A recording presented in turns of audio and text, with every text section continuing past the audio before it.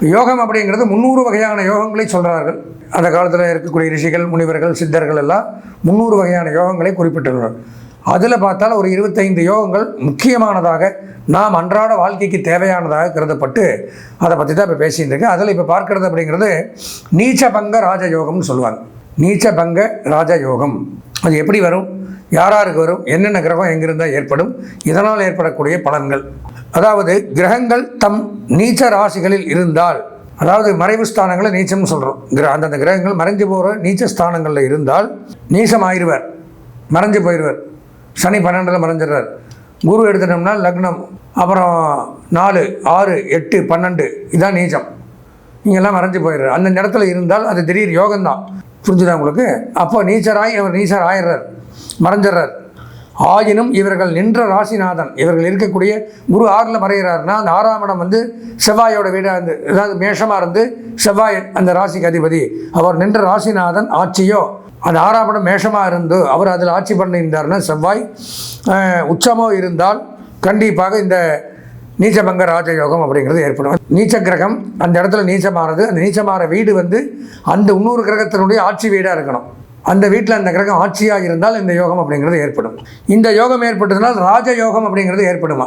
அரசர்கள் ஆளாம், அரசியலில் பெரிய ஆளாக வரலாம், எதிர்பார்க்காத ஒரு முன்னேற்றம். அரசியலில் பார்த்தீங்கன்னா இப்போ யாராவது வந்து ஒருத்தர் வந்து இவர் நாளைக்கு இவர் தான் தலைவராக வருவான்னு நீங்கள் ஒரு 5 வருஷத்துக்கு முன்னாடி கவனிச்சிருப்பீங்களா?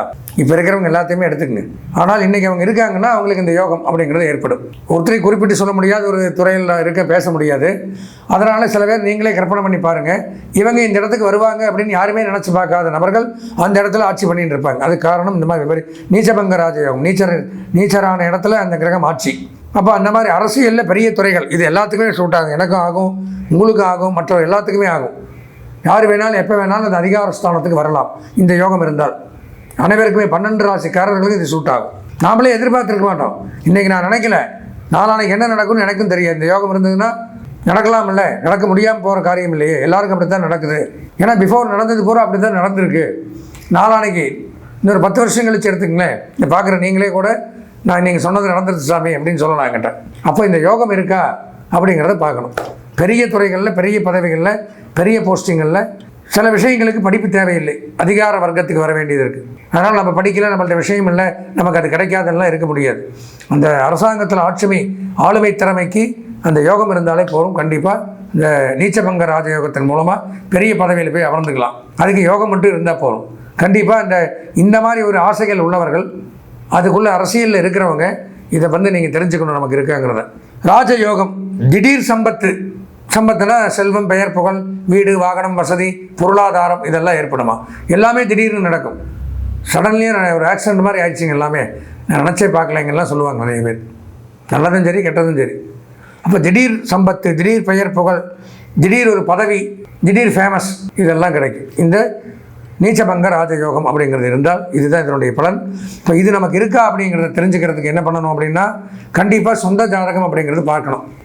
சொந்த ஜாதகம் பார்த்தா தான் அந்த நீச்சர் யார், நீச்ச கிரகம் அந்த நீச்சமான வீட்டில் இருக்கா, அந்த நீச்சமான வீட்டில் இருக்கக்கூடிய வீடு, அந்த வீட்டோட அதிபதி அங்கே ஆட்சி பலமாக இருக்காரா, இதெல்லாம் நம்ம பார்க்கணும். அப்போது சொந்த ஜாதகம் அப்படிங்கிறது ஒரு தடவை நம்ம எல்லாருமே 12 ராசிக்காரர்களுமே ஒரு தடவை பார்த்தால் இந்த யோக பலன்களை பற்றி தெரிந்து கொள்ளலாம்.